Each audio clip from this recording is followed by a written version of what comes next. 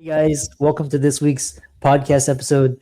I'm really excited about today's guest, Stephen Turner. He's an executive employee leadership expert, so we'll find out what all of that means. But he's going to talk about employee engagement, disengagement, um, career success. He's got a really interesting story. So, Steve, welcome. Thank you very much. Glad to be here. Yeah. Hope you're having a good day. Yeah. Kind of tell people your backstory, how you got started, and we'll get right into it. Sure. Well, my business career started when I was 20 years old at UPS. I was on the management team there for 34 years. And I got started, I was a sophomore in college. And so when I got an opportunity to be a supervisor early while I was still going to school, which was interesting. But I learned something quickly when I first got started, because at the ripe old age of 20, nobody in their 20s wants to report to somebody that's only 20. And most of the people that I had on my team were older than I was. So I had to deal with this right off the bat. And my first day, I had my first challenge. But I decided that I would just simply treat them the way that I'd like to be treated. It worked on day one, and it's worked every day for the last 45 years. So that's how I got started. I went to college, finished college, went full-time management at UPS. And again, as I said before, was there for 34 years. I spent 5 years in Europe during UPS's initial international expansion. I was blessed to be able to work in 11 different countries while I was over there. And I was a finance director of all the small countries. So I had all the Scandinavian countries, Austria, Belgium, the Netherlands, Greece, Turkey, and Ireland. And after all of that, and I got back to the States and went into the technology group to build financial systems that UPS uses worldwide. I left UPS in an early retirement, went into coaching, and I realized something very valuable. That while I was in Europe, I learned that cultures vary, but hearts do not. So people are basically the same all over. If you treat them right, they'll follow you. If you abuse them, they may obey you, but they won't be following very willingly. And then you get into a whole other story of one of the long-lasting issues in the business world when it comes to employee management relationships. One more significant thing. UPS is an organization that, though you won't find it in writing anywhere, is basically if you do well, you're left alone. And I was left alone for 34 years. The way I learned to lead people came as a result of having the opportunity to basically treat people correctly. And then adjust, for the different conditions along the way and all that cool stuff. But that's a really quick synopsis of my life. Right now, I've got the coaching business going. My wife's got an online legging store. So we're in the entrepreneurial space now. Interesting. So, I love that story because, my colleagues and I, we were talking about how just, basically corporate culture is very lopsided. It's kind of like you have the C-suite and they accumulate everything for themselves, and then kind of they use their employees. So kind of talk about this this history or culture that created employee disengagement and the shortfalls that resulted in employee disengagement. Absolutely. Yeah, I love this topic.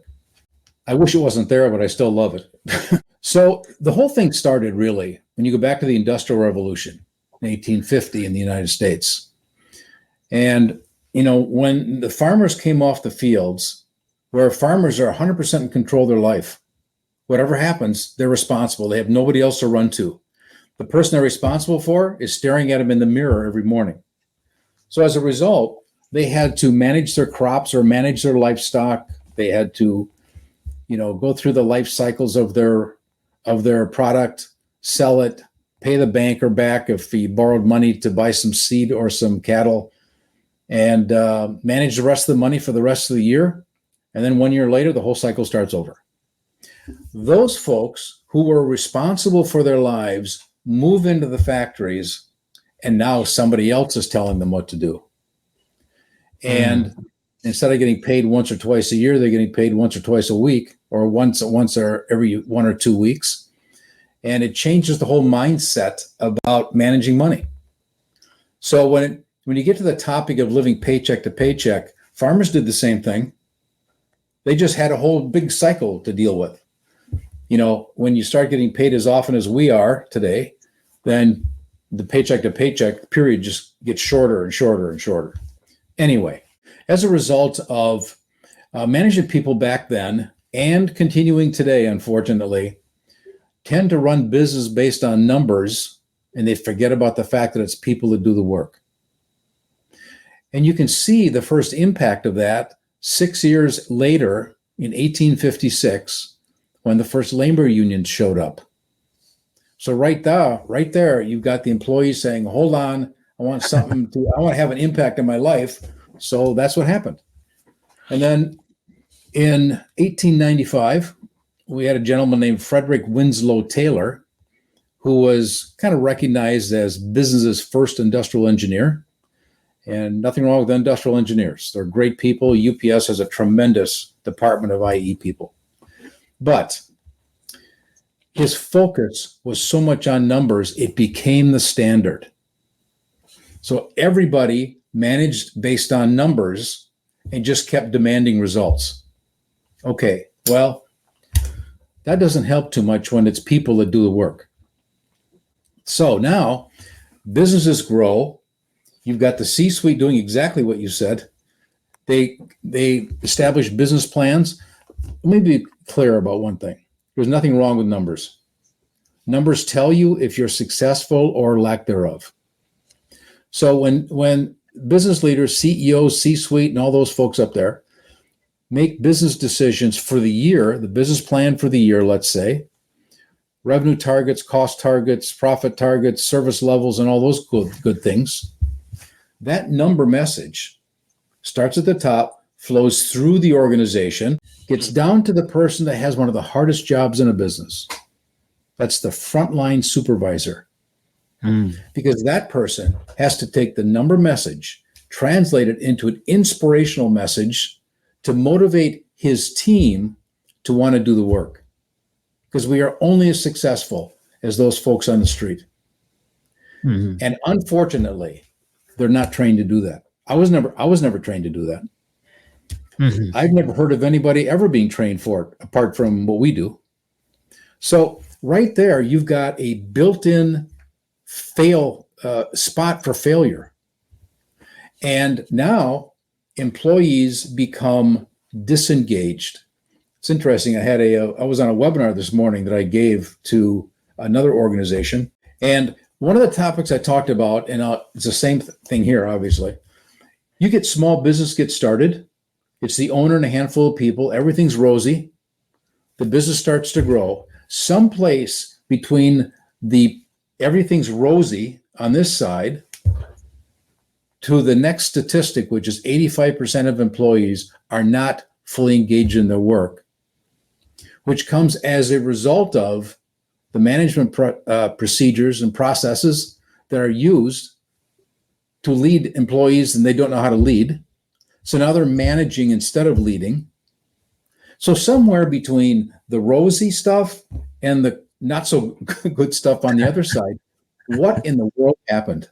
And it really comes down to the fact that we don't treat employees as individuals that are they're very interested in their own development as well as doing a good job for business.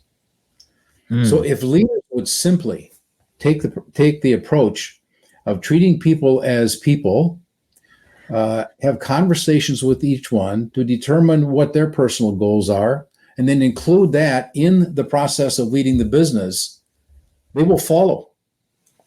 I've done it for 45 years. There's no question here.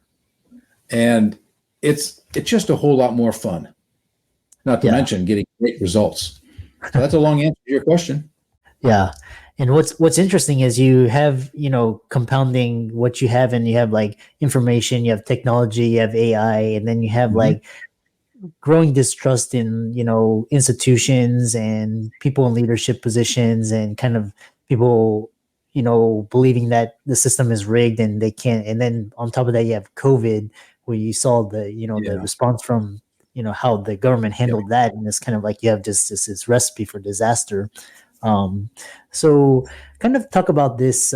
That's why we have a lot of entrepreneurs, and I talk to a lot of groups, and a lot of them are now, instead of focused on working for a company, they're actually focused on starting their own company. Yep. So Mhm. kind of talk about this. How can we find the road back? Like, what's the overall solution and method of implementation and long-term reason for success? Well, there's a lot in that question, so let's rock and roll with that. Well, first of all, it is true that as of right now, 57% of people coming out of their education, whatever it is, college, community college, trade schools, it really doesn't matter, are going into business for themselves. And that's a pretty high number, which means that corporate America or big business has fewer people to draw from as far as funding and supporting their growth. Okay, so that's just a reality. Now, you mentioned the pandemic. The pandemic really brought to the surface the things I've been talking about here. So when people had a chance to stay home and do their 8-hour job over a 12-hour period, basically, so they can work in their family things and all that kind of stuff, they got used to the flexibility. Now, when the pandemic winds down, people are called to come back to the office. They don't want to go. They would rather try something on their own. And that's evident because in 2022, about 47 million people quit their corporate jobs. Mm. Now, some of them realized they needed to go back to work. So they went back to work. And believe it or not, in 2023, 51 million people quit. Mm. So there were lots of people that quit in both years, but they're bailing. They don't want to deal with the strong-armed leadership processes with no consideration for people. It doesn't work, especially since the pandemic bubbled all this stuff to the surface. The issue was there. It's been there since the Industrial Revolution, the whole thing started. So businesses need to be more flexible and treat people as people. And if they would, they'll follow. There's no question there. I did it. Corporate America, and we've done it in our entrepreneurial activities here. It doesn't matter the size of the business. What matters is the approach with people. Yeah. So if corporations are going to have enough people to grow, it would be a whole lot better if they would lead, or first of all, train their management people to be true leaders. And that can be done easily. We do it all the time. But it really comes down to simply, how are we treating our employees? Are we listening? Are we doing what's best for them while we're doing what's best for the business? Both sides can happen at the same time. Well, that's it in a nutshell. Now, one of the things, this 85% number, 85% of employees not fully engaged, is a number that's been reported by Gallup for 33 years, since 1990 to current. Now, the issue was much longer, but that's when the statistic's been reported. So when the statistic comes out, business leaders hear it. They may say, gee, I wonder if that's happening in my business. So maybe they think, well, maybe it is, maybe it isn't. I don't know. Let's have a seminar. I remember when the buzzword was empowerment. There were seminars on empowerment all over the place. There's just one problem. When the seminar was over, and that business leader, including me, when I came back into the office, everything reverted back to where it was 3 days ago. Nothing happened. And the word empowerment wasn't uttered for the rest of the season. 10 months later, the process starts over. And it's been going on that way for 33 years. Because you can't change anything unless two things are there. Two, number one, business leaders need to know what their employees think. and what bugs them. And it doesn't work if we think we know. What only works is if we really know. So assessment tools are available to get a read on what employees say. UPS was great at this, did the Employee Relations Index every single year for as long as I can remember. And good things came out of it. But once you know what that number is and you say, oh man, we're hurting kind of bad right over here, right? We need to get over here. There has to be intention. You can't get a number and sit down and hope that something happens. So when action plans are put together along with the real statistic, then you have a fighting chance of making it to where you need to be. And that can be done as well. Both steps have to be there. The assessment and the action plan to get over here. Yeah. And then it has to keep going.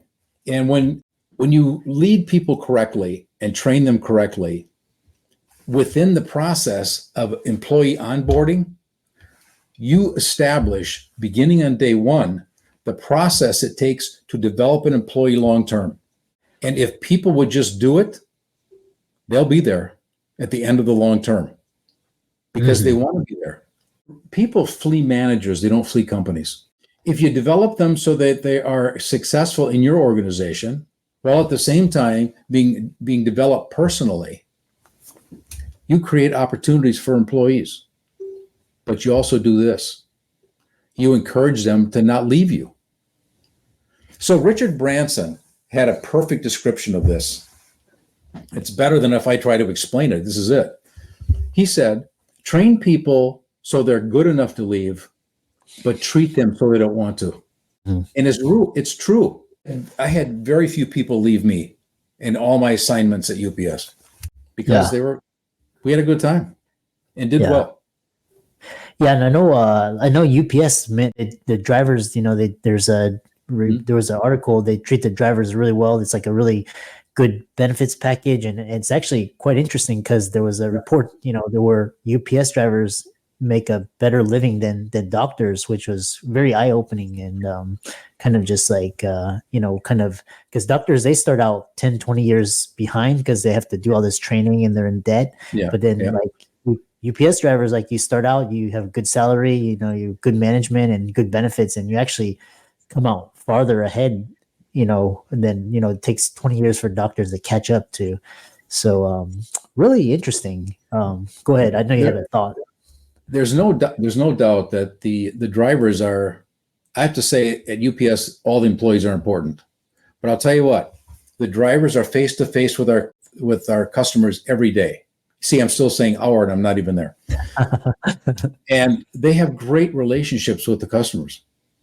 You can tell at Christmas, they're well treated. I know we took care of our driver in our business here now. So it's all good.